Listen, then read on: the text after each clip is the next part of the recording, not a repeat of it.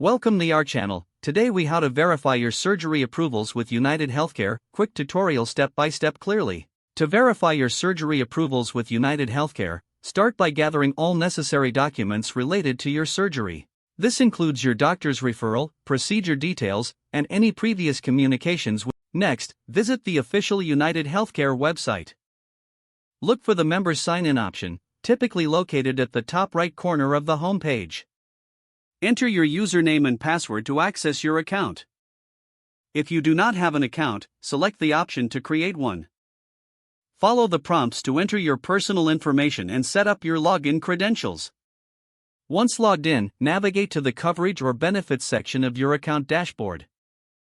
Here, you can find information about your surgery approvals under prior authorizations or a similar category. Select the surgery in question to view its approval status. If the approval status is unclear, use the Contact Us feature on the website. This provides options to chat online or call customer service for assistance. If calling, have your member ID and surgery details ready for reference. A representative will help clarify your approval status and answer any questions.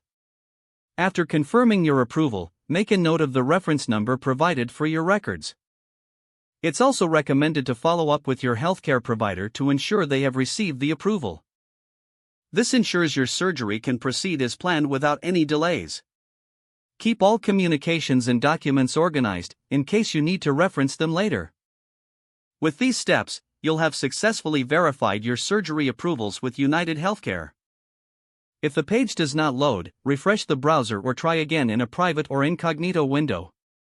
Make sure you are using the correct email address, then retype it carefully to avoid small typos. If your password is not accepted, use the reset option and create a new strong password you can remember. Check your spam folder for verification or security emails, then complete any requested confirmation steps. Enable two-factor authentication if available to improve account security and reduce unauthorized access risk.